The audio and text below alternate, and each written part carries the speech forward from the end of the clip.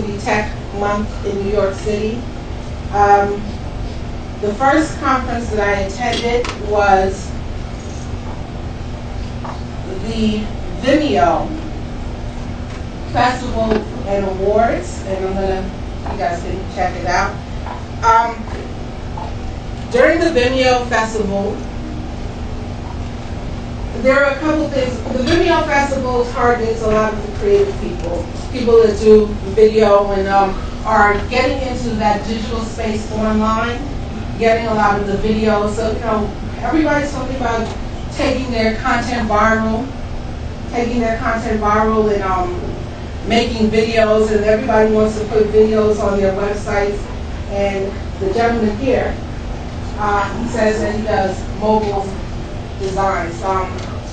One of the things that I encourage people, if you are doing a website, to do a responsive website. And the reason I say do a responsive website is because a responsive website allows your website to look one way on your first device, which is your website, your laptop or your computer. And if you take that same website and look it up on your phone or your device, your mobile device, which would be your tablet, it looks the same way. So it's responsive in the fact that it will replicate itself to fit within that space. That would reduce the overhead cost of you having to spend money on having multiple sites, and you can manage one set of content. And the reason I say that is because a lot of people are not tech savvy, and they're not into technology, and they're not developers, and they end up spending a lot of money and not focusing on what their product is and putting out a good product. All right? We're here. What we talked about, and this is what I pretty much covered in Vimeo Fest that I thought would be relative to the AMBCC, the future of creative careers. And there are a lot of people in the organization that are in the creative space that do the videography, do audio production, voiceovers, even journalism, the creative space. And I'm just teasing. No, that's fine. I love Microsoft. If it wasn't for you, my computer wouldn't work. Thank you.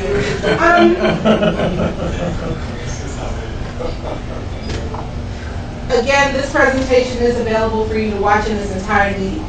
What I've done is, because I usually don't get enough time to speak because there's so much stuff to talk about, all of this content is available on the website, but what I did was consolidate the content into a presentation so that you can see the key points and the takeaways from the various parts that I covered during the workshops and the sessions. So Vimeo Fest, if you look at it, the cost of this event was $125 for everyone. For the entire 4 weeks, it was all about how do you get paid off of digital content.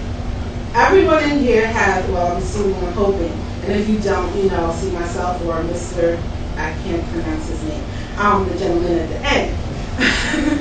But everybody has a website or some type of digital presence, and if you don't, you need to, because that is the direction of technology. Now, let me tell you, my camera's on, right? Mm-hmm. Let me tell you, these people don't know what they're talking about. Everybody's guessing because people are still trying to understand where the money is coming from. So this is this is the opportune time for us to get in and actually come up with creative ideas collectively, because as the gentleman said before, it's all about the communal involvement. If we're not collectively brainstorming and coming up with ideas, we're going to fail. When I was a child, my mother used to say, no man is an island. And this is so true. As I grew up and I started working in different fields, I realized that the only way a project is going to be successful is if you have a team. And like Michael said before, you don't have to be a specialist. You just put people around you that understand the nature of the business. Now, that's not to say don't get educated. Because again, you have to understand at least what you're asking of another person.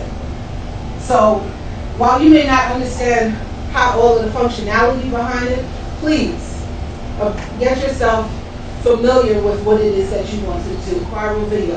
And again, these are just points that I took out of the sessions that I figured would be beneficial to AMBCC. Again, with social media, everybody thinks you have to be everywhere.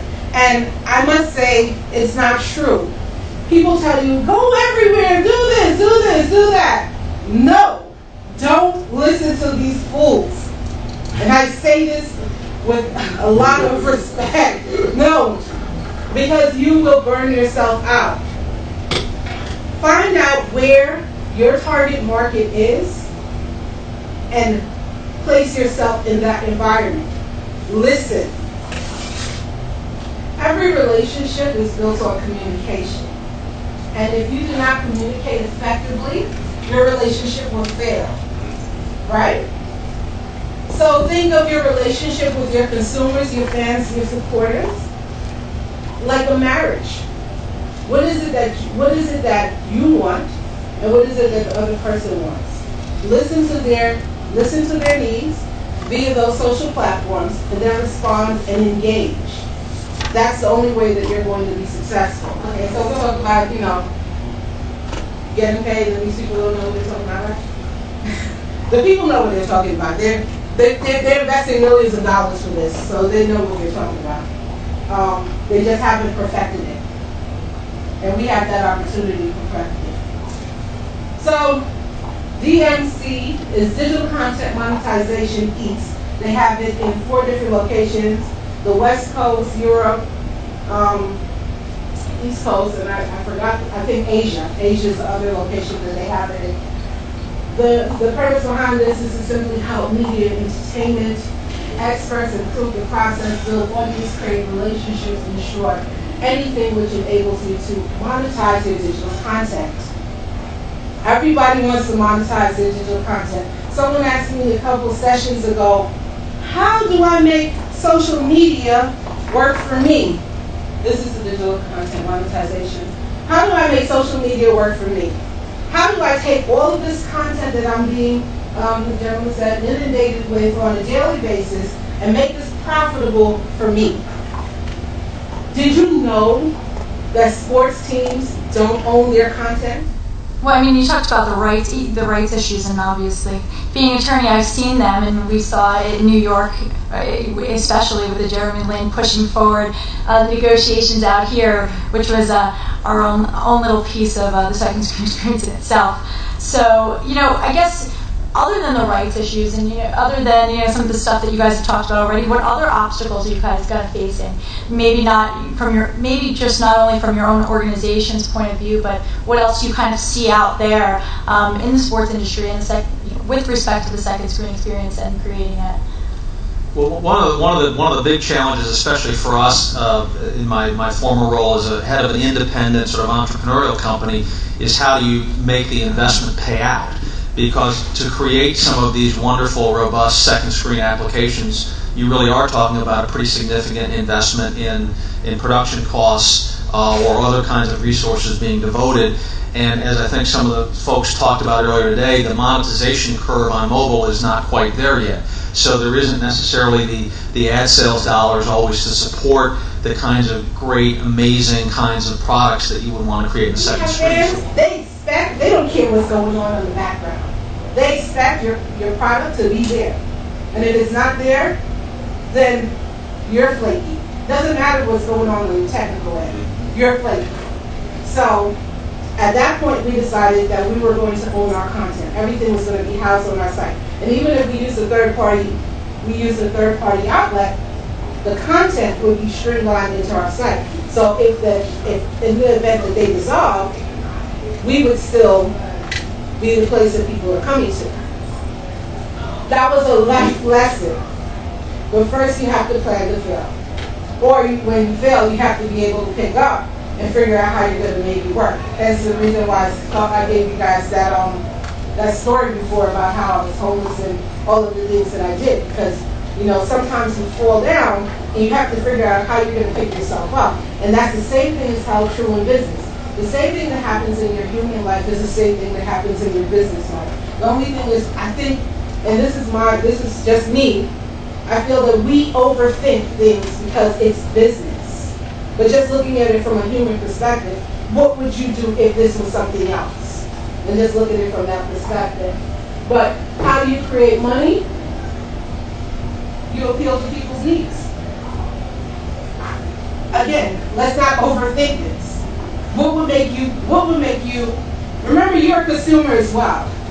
So what would make you go into your pocket and pull out $1? Okay? You need to find out what the legalities are based around what it is that you do. And again, they have, of late, they have a lot, and you can go to the copyright website. They have information on digital content and the laws related to that. Yes, sir. So the idea is likely is going to be intellectual copyright. Yes, sir. But again, I'm not a lawyer. I'm not a lawyer. This is the thing. Sometimes you have to give a little to get a lot. I don't care about that because I would have did this anyway. What this does for me and for the chamber is that it places us as experts, and it establishes credibility for our network. I don't care about that. Like, this is small things. I do this anyway. So if they're going to use this, that's fine with me. Look at this. All my signage is on here. so if they want this footage without the signage, they would then call them. One of the things was gamification.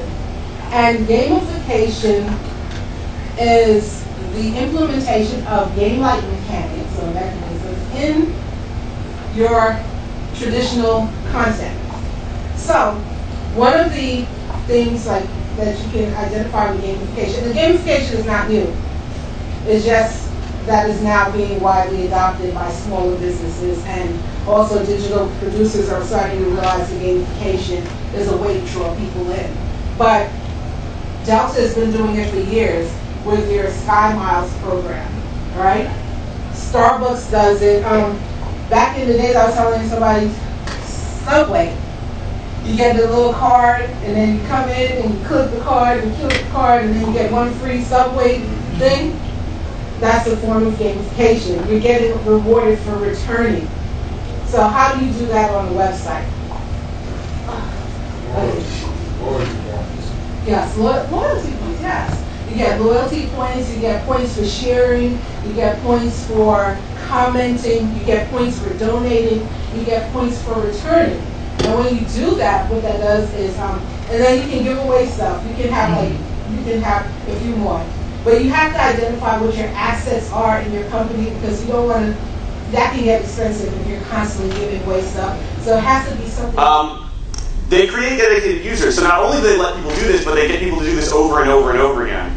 And they'll come back to doing it repeatedly.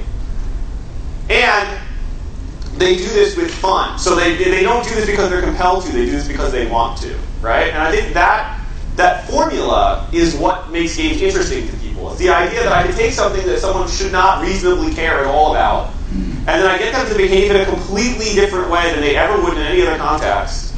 And I get them to do it repeatedly, and they will choose to do it of their own volition for no other reason than just to do it. Right? That's the magic of what games do. So what we really want to do is figure out how the service that you create, how the activity you're meaning to support, how the educational lesson you want to teach, or the propaganda you want to spread, like how those things can leverage these elements to be communicated, to be consumed, to modify behavior, to create dedicated users, and to make them enjoy it while they do it. Of course, I'm on the MCAT committee, that's the Marketing, Communications, and Technology Committee.